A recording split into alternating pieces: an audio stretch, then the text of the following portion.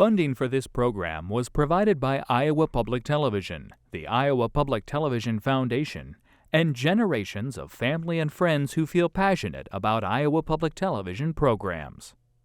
By Farmers Mutual Hail Insurance Company of Iowa, seeking to protect your investment, securing success for America's farmers since 1893.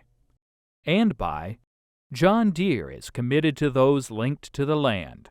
John Deere is proud to sponsor this program celebrating Iowa's century farms.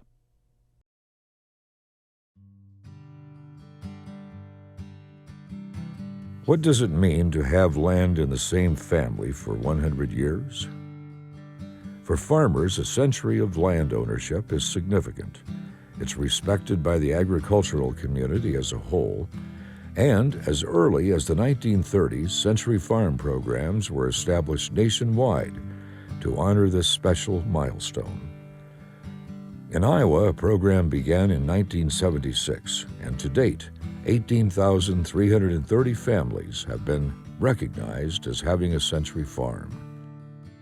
These families share a profound passion for farming the land and have a strong conviction to keep it in the family for generations to come. Tim Bardole, 5th generation. Pete Bardole, 5th generation farmer. Roy Bardole, 4th generation. Phyllis Bardole, 4th generation. My name's Craig Sage, and I'm the 10th generation farmer here. I am Harold Hill, and I am the 4th generation of the founder of this farm, J.B. Hill. My name's Jay Hanson, and I am the 5th generation to work our farm. Agriculture has been the heart of Iowa ever since the land was opened up to settlers in 1833.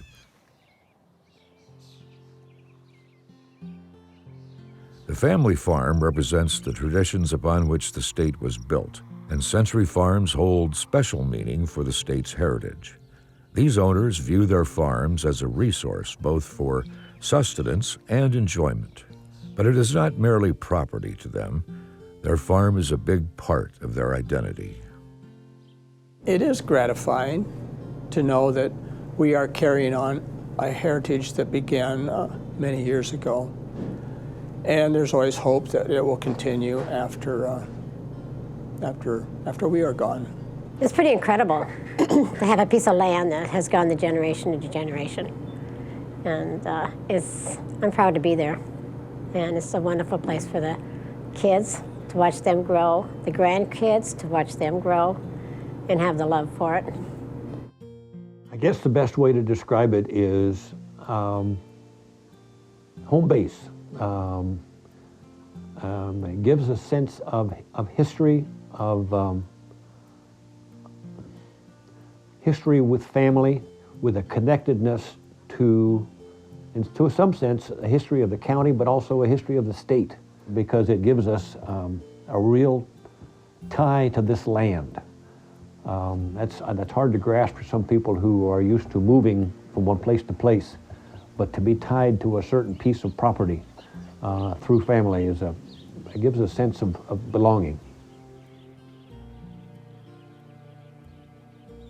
A secure future for their land, a farm for future generations. It's everything a farm family wants, especially century farmers. There's a sense of pride in farming acres that have been in a family for generations. It takes commitment to continue an operation for over 100 years, and it means so much to families to pass the land on to the next generation. The roots are deep. The story's important. 100 years of shoveling it, 100 years of digging in, 100 years to learn what little I know, 100 years of pitching it out of a 100-year-old barn, 100 years of living on a century farm. I think we need to make that distinction between century ownership of a farm asset called farmland and a century farm business. And I think for those businesses that have went on for a long period of time, been handed down through the generations, the families have created a culture within that family and make a conscious effort to have these discussions to make sure that that next generation is prepared to come into the farm business. Roy Bardole is proud to say he farms with two of his sons near Rippey, along with his wife Phyllis. He represents the fourth generation of the Bardole family, and his sons make up the fifth. His great-grandfather bought the land in north central Iowa in 1901. Bill, which is my great-granddad, came from Lancaster County, Pennsylvania. They came on a train. They loaded all of their goods in a rail car, and I have the padlock that they used to lock the rail car when they came to this part of the country. Jim and Ann Sage farm with their son Craig, who represents the 10th generation of the family to farm in America. They've farmed the same land in Iowa since the early 1870s. Sages have farmed in America. They came over to Connecticut and moved across to New York State, Illinois, and then to Iowa. And I'm proud of that because a lot of families don't have that heritage, and it's just something that is, as a farmer, it's in our blood. Weiss and Sons has enjoyed more than 100 years in the Hereford cattle business. In 1903, Ed Weiss settled east of Manning, and the farming legacy has continued since then. It's working well, but we're always trying to make it work a little better. But our business is related to land care, land management, and the cattle business. And it's been our livelihood and for many years. And we're continuing to attempt to improve both cattle and the land. So we're trying to take care of things as we expect the next generations to continue, and we're hopeful that they will. The Hanson family operates a dairy farm southwest of Hudson. It's considered a heritage farm, meaning it has been in the same family for 150 years. In 1864, my great-great-grandfather, Christian Brandhorst, moved from Michigan to Blackhawk County, Iowa, Hudson, Iowa, and purchased the farm, 240 acres that we currently still have in our family. Today, fourth-generation farmer Keith Hora farms with his family near Washington. The Horas bought their land in 1873. Well, that particular piece of land, my great-grandfather bought it from a man who, in turn, originally bought it from the federal government. So there's only been one other owner of this property from the federal government to the Horas. So it's been in the Hora name for that long, which is what, 140 some years. Harold Hill, with his wife Carol, is the fourth generation of his family to farm land near Minburn. My great-grandfather, J.B. Hill, came here in 1866 from New York State. And he bought the farm in 1867, and his wife and 4 children came to join him then in 1867. And I think the original farm was like 360 acres that he bought. Over the years, the average size of farms has continually increased as the number of farms has decreased. While there has been a shift toward larger farms, the traditional family farm structure is still predominant. An overwhelming majority of Iowa farms are still sole proprietorships, with at least one family member working full-time on the farm.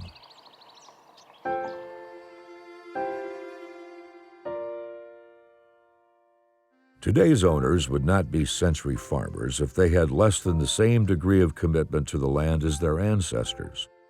Generations before them acquired the precious acres and held on to them, often facing threat of war, economic ruin, volatile weather, family sickness, and death.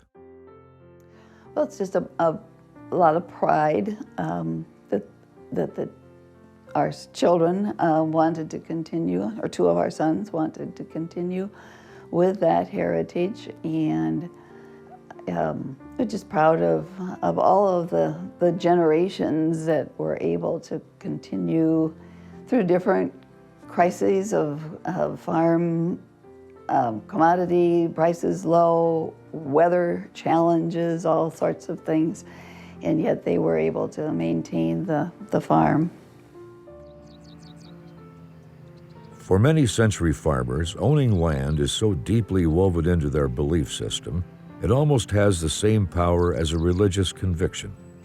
Perhaps it centers on a need for security, but there also is the recognition that their land affects all that surrounds them.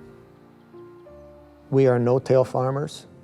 We believe that if we take care of the soil, the water pretty well takes care of itself. The soil is the greatest asset that we have, and that is the reason that we became no-till farmers, was to care for the soil and care for the natural resources that we are given. I just think it gives you a sense of pride to know that there'll be someone in your family that will someday be farming this land and continuing, I guess, to be good citizens of the community. I really enjoy working the land. There's a certain satisfaction, and I realize now with tractors with their enclosed cabs and air conditioning and sound systems, you don't get the sense that we used to, but still that idea that particularly in the spring with the tillage, there is a certain aroma with the working of the soil. There's a unique smell. And when you get out of the tractor, even now, it's there, and it's just a very comforting, rewarding experience for me.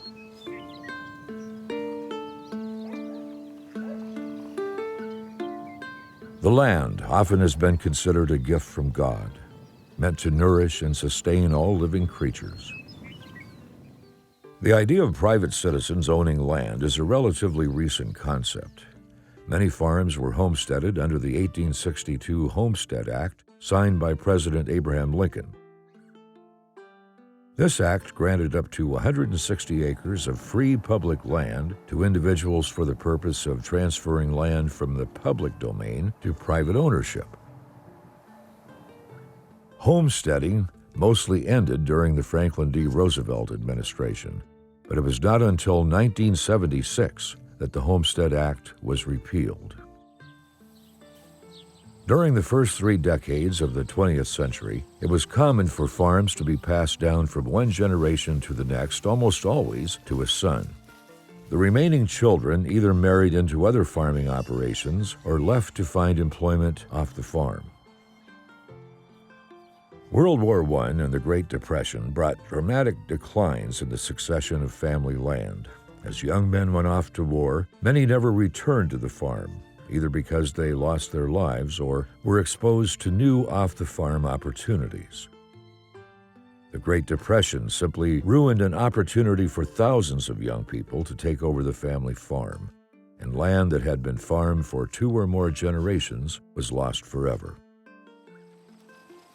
Throughout the 20th century, American agriculture and rural life itself underwent a dramatic transformation.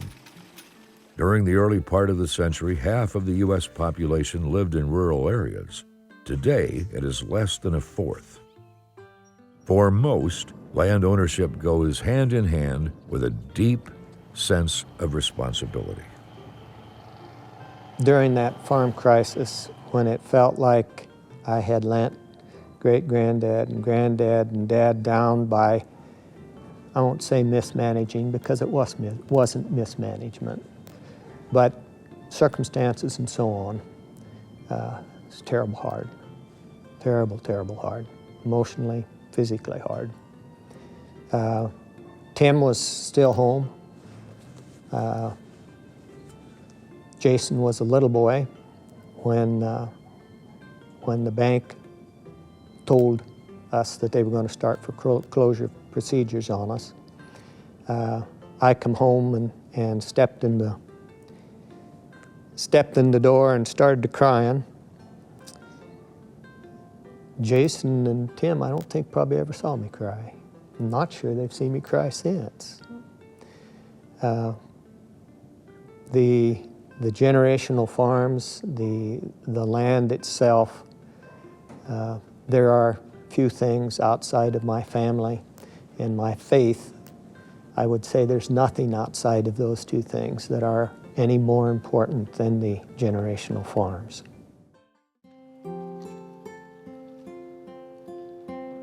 Most Century Farm owners hope to remain on their farms until they can pass it on to a young member of the family who cares about it as much as they do.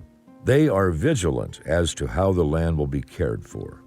Many of them continue to live in comfortable but simple farmhouses despite having the resources, if they sold their land, to build large houses in town.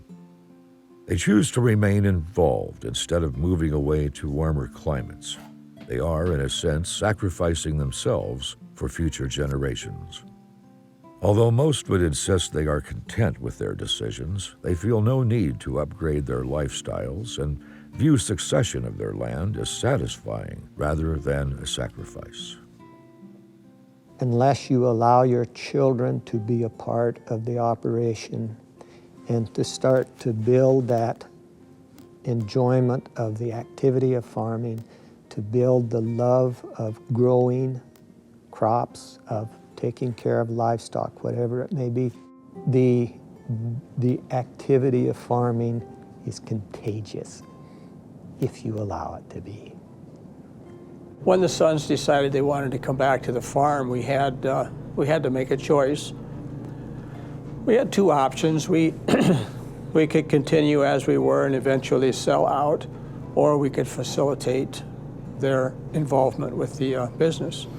And of course, we decided to facilitate them to come home, so we provided the ways and means for it to happen. And we have no regrets. It's been a very rewarding adventure. It's meant continuing activity on my part to continue to be involved. And Mrs. Jean and I have thought about that and commented about that several times, that had we not had the next generation and the following after that, it's kept us very enthusiastic about their lives and what they're continuing to be interested in. And because of that, we've continued to be interested in it. So it's generational farming has been very, very important to agriculture. And we've watched it many places with many operations, and we're very pleased to be involved and continue to be involved.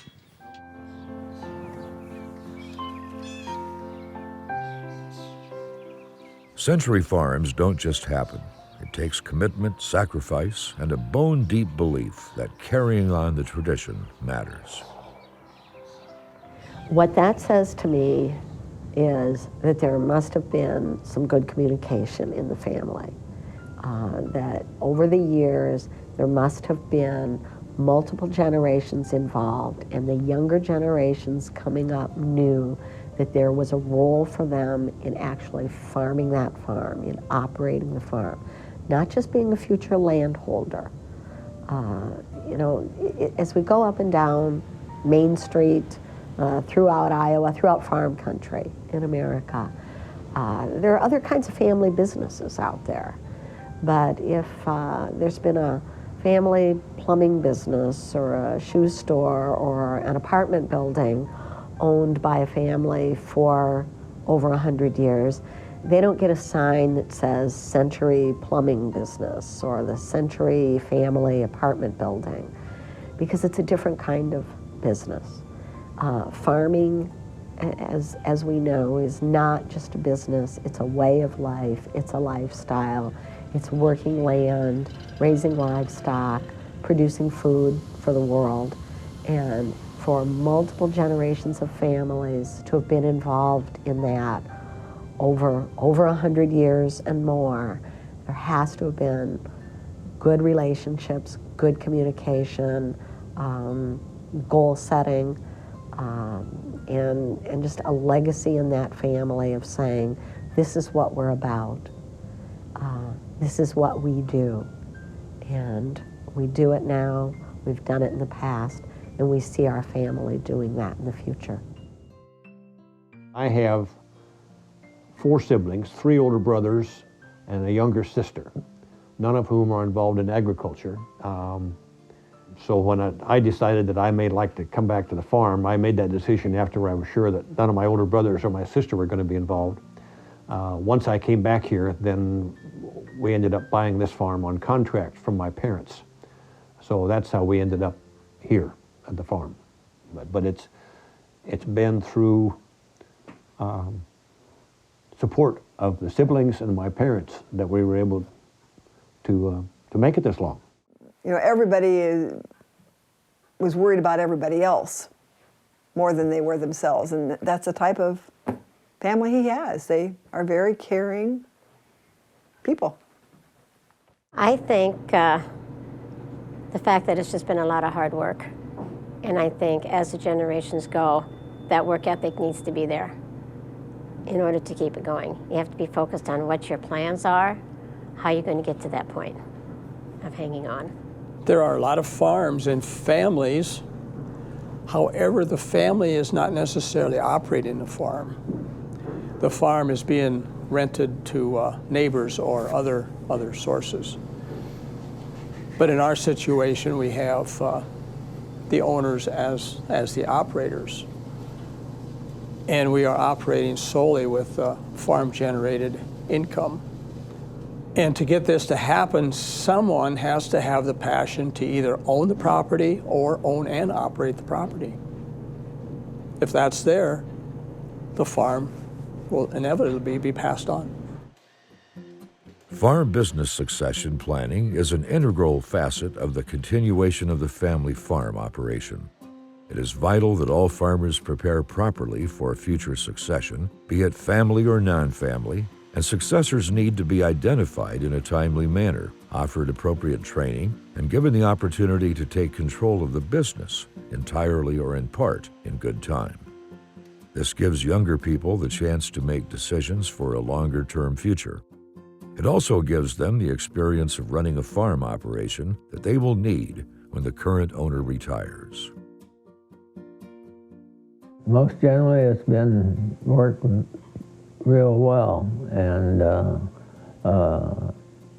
Craig has had the time period to start learning to make the decisions, and I was happy to pass that on over.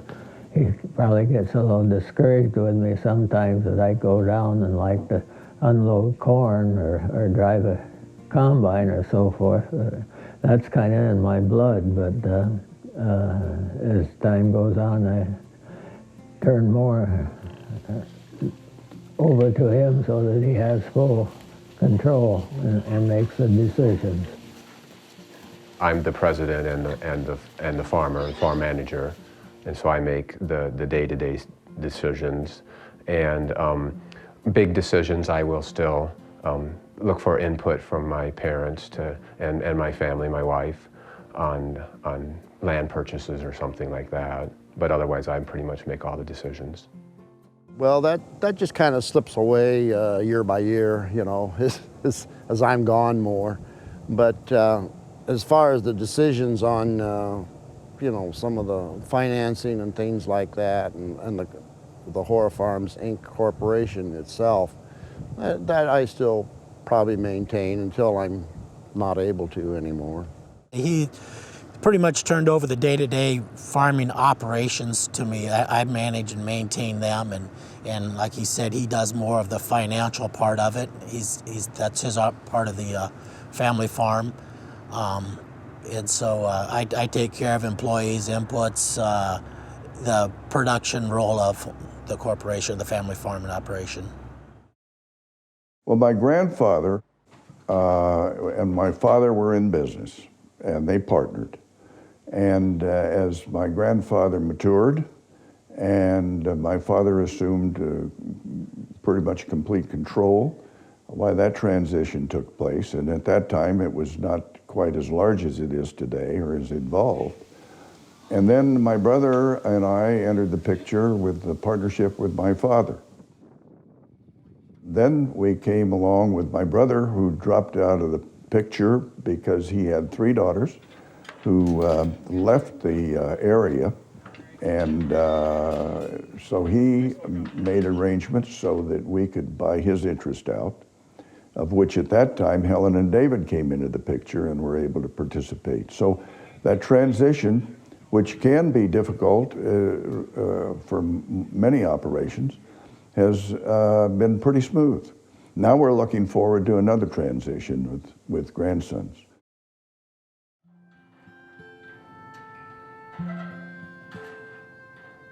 Keeping a farm in a family is hard. There are a lot of factors that go into this. Farmers age, and sometimes the next generation isn't interested in continuing the operation. Or a family can't afford to pay for one generation retiring and another generation to make a living. It can make for tough decisions. It's been a struggle. We have 3 daughters, 2 of whom are married and living away, and it's not likely that they or their husbands would want to come back here. The younger daughter has an interest in the farm, but I'm not sure they would be, if we were to rent the farm to her or even try to sell it, that there would be enough income for her as well as for us. My thought is probably at this point, we will probably try to rent this to a younger neighbor who wants to get involved in farming and try to be of help in some way that way. That's part of our American system. Sometimes businesses stay in a family, and at some point they're probably going to come to a close, and that may be the case here. It may still be owned by the family for a period of time, but it may not be operated by somebody in the family. Is it hard knowing that the next generation won't be farming this land? Some days yes, some days no. I think I've pretty well come to the conclusion that that's probably bound to happen, and so I'm kind of accepting it. But there is sort of a certain, I won't call sadness, but just kind of a downer that at this point I may be the last generation that owns and operates the farm.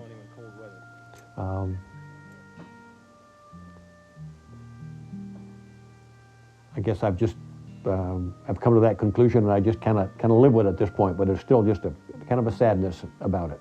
When you have daughters, you know, we've been thinking about this for a long time. You know, when one married a tech guy, computer guy, and another one married an aeronautical engineer, those don't really go with farming too much. So it's been something we've been thinking about for a long time. One of the major trends in agriculture is the increasing age of the farmland owner. In 2012, over half the farmland in Iowa was owned by people over the age of 65. The percent of farmland owned by people over the age of 75 more than doubled over the past 2 decades. Given normal life expectancy, this means a substantial amount of Iowa farmland could change ownership over the next several years. Transitions are very important, and for senior members to kind of take a back seat sometimes is a little difficult. But in my case, it hasn't been, because I've enjoyed working with my son and daughter. And in regard to the things that Dave does, he's better at it than I am. And it's far more involved now than it was when I was more involved. And as far as the records are concerned, with Helen, they've become immensely important to the industry. So that transition, to me, has not been as difficult. I hope it hasn't been seemingly difficult for Dave or Helen for that transition to take place. But I depend on them entirely. And I try to assist where I can and enjoy doing that role. You know, there's a good synergy though, because, you know, the history and the historical background plus the changes that we're having now, it really works to have the expertise, you know, of the generation that's preceding me. But the transition has been very good. We've always wanted to go ahead and perform to the top of our abilities in each part of what we do. And we grew up that way. We grew up with my father, my uncle, and my grandfathers, that they always looked for a vision to go ahead and perform to the best and do things better, find things to be gotten accomplished, not only in facilities all the way to livestock. And it was just something that we were just genetically involved to do. Sometimes our wishes to see the land continue under the same ownership may become so important that parents expect their children to step right in, and that may not be what the children really want. You know, there are more important things than keeping the farm going as within a family, and that is to be sure that everybody comes out of this with their own personal integrity intact. Some aging farmers haven't even started the discussion of succession, and often are faced with the toughest decisions of their lives. If they aren't farming, then what will they do? Who are they if they aren't a farmer? If somebody thinks of retiring from farming as now I'll have no role in the family farm operation, that is scary. Like any kind of business or career, people need to have some other kinds of interests. You know, we always talk about that. Some other, you know, you can travel for a certain amount of time, but when you're home, what are some of your other interests that you can be involved in your community, your church, your family, whatever other endeavors it might be. But if you can always feel like my wisdom is always going to be valued and welcomed here, I think it makes it less scary for those that are maybe in what we might call the exiting or retiring generations. Well, I think a lot of us just don't like to plan, you know. We have to also think about our own death. Not a fun thing to sit around and contemplate. And then I think oftentimes we can find other things we'd rather do, the things that we think are urgent, that we have to get these done, and so we can put that off. And I've jokingly said that we'll put it off to a rainy day, but it never rains on a lot of farms. You know, we never get around to sitting down and talking about it until it's too late.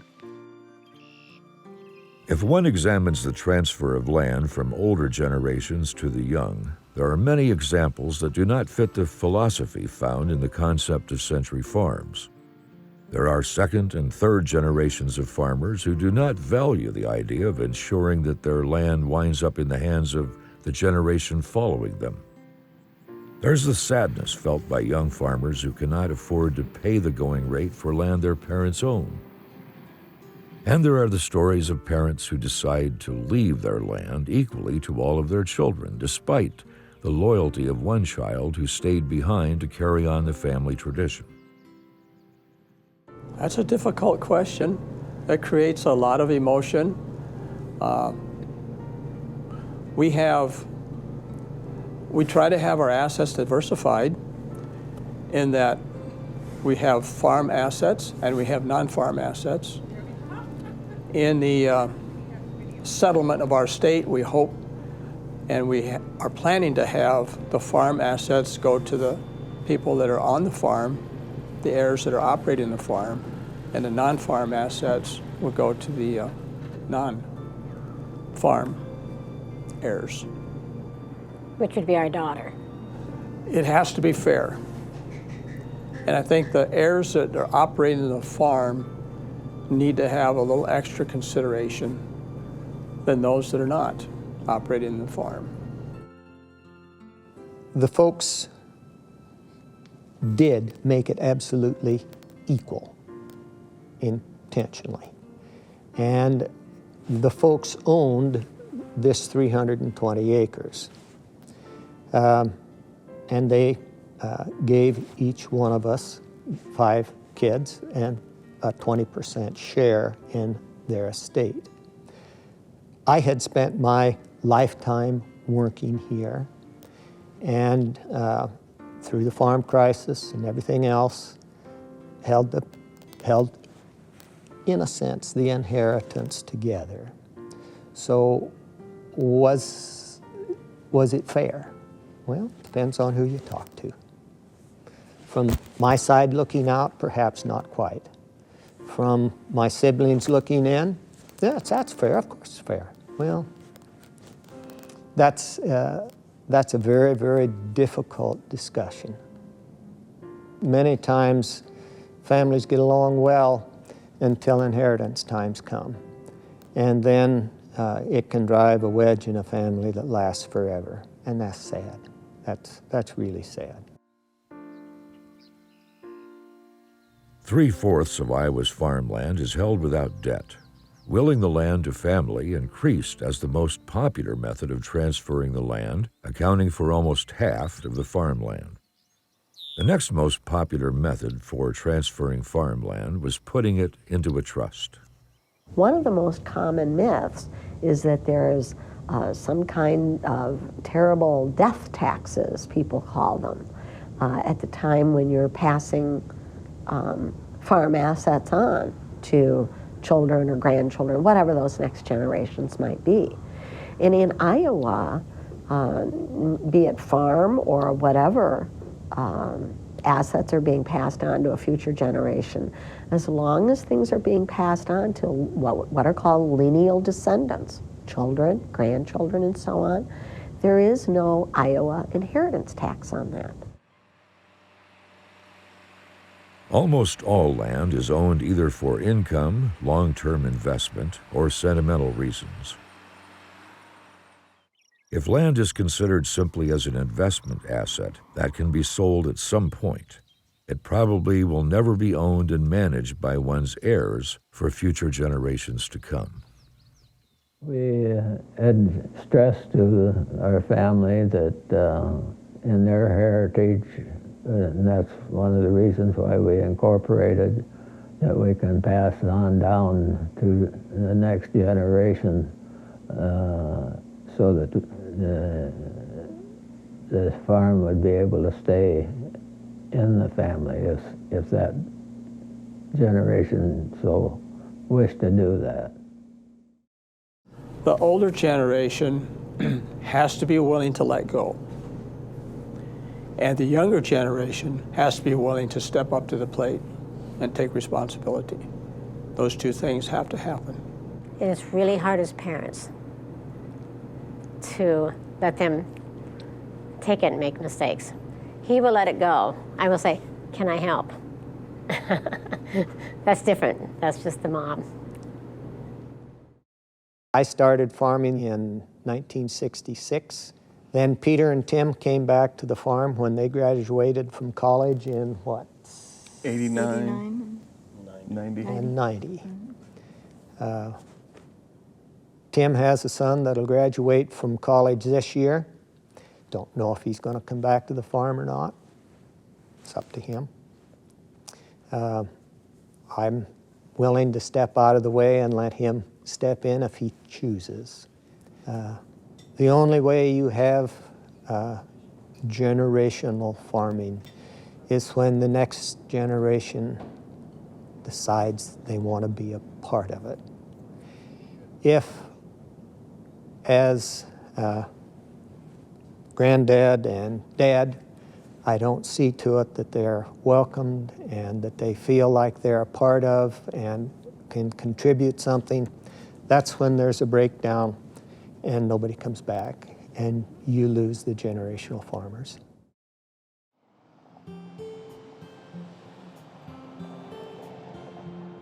Century farms can benefit their communities. Prosperous rural towns are surrounded by prosperous farms. The contribution of farm businesses to the rural economy, the environment, and indeed to society as a whole should not be ignored. Those who live next to the land and toil upon it are more likely to be interested in their community than will be an absentee landowner. When there is a business in a rural community, it has a multiplier effect. They live in the community, they buy goods in the community, they attend the local church, they attend the local schools, they participate in the community activities. So we have to have young people in these communities. But if we don't make a place for them, we don't have them. And so if there isn't that farm business succession plan, certainly there may still be ownership of assets by that farm family or by the family that owns that farm land, but they may not live in that community. Indeed, they may not even live in the state of Iowa.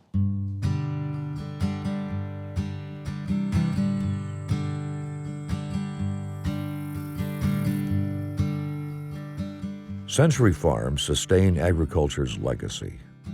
When states first launched programs to identify them, they wanted to recognize the value of such farms while increasing the understanding of agriculture among the general public. Families honored are praised for continuing their ancestors' traditions of nurturing and caring for the land. Wendell Berry, author of The Art of the Commonplace, The Agrarian Essays, writes, "The care of the earth is our most ancient and most worthy, and after all, our most pleasing responsibility. Until we understand what the land is, we are at odds with everything we touch. To cherish what remains of it and to foster its renewal is our only legitimate hope." I knew that agriculture was very important to a large portion of my family. And as I was away in school, I felt drawn back to this place, and probably as much because of the draw to the land, and this farm seemed to be sort of related to who my family was. And I wanted to continue that, if at all possible. There's a saying, and I don't think they've ever really decided who first said it, but it was live as though you're going to die tomorrow, farm as though you're going to farm forever. And from a standpoint of, no regrets. I just felt that it would be good to keep the family farm going and hopefully have, another generation after me follow in my footsteps also. Well, it's a compliment to Mrs. Jean and me, and a compliment to their grandparents. I'm extremely pleased that they would show an interest, and I'm doubly pleased that I have some grandsons that show an interest. So, the work can carry on, and the breeding program can carry on. And, to see it just not carry on would be not necessarily discouraging to me, but it would be disappointing. I love to farm. I've loved to farm as long as I can remember. Being out with Dad and Grandpa when I was little, riding in the tractor, hearing stories, I cherish those, and I remember those. I remember those stories. I share those stories with my boys now, and say, this is part of your heritage. This is, this is what I learned. Remember this. And so that's what it means. Well, as much as anything, it's the joy of farming with them, of working with them on a daily basis. Not very many dads really have the opportunity to work hand in hand with their kids. And for me, it's a joy. I pull out of my drive in the morning to come this way, and I look across the fields and know what I've got for the day, and I sing praise every single morning that I have that opportunity. And I breathe the same air that my daddy did, and his grandpa's grandpa did too. 100 years of shoveling it, 100 years of digging in, 100 years to learn but little I know. 100 years of pitching it out of 100-year-old barn. 100 years of living on a century farm.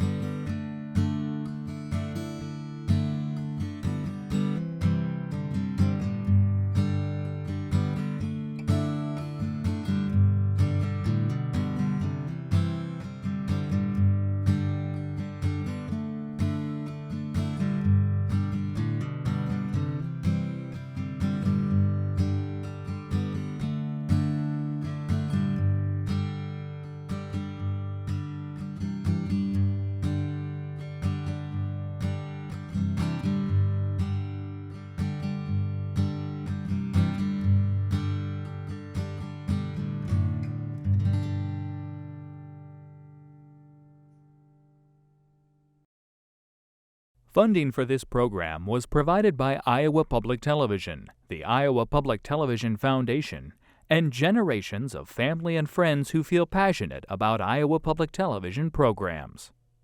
By Farmers Mutual Hail Insurance Company of Iowa, seeking to protect your investment, securing success for America's farmers since 1893.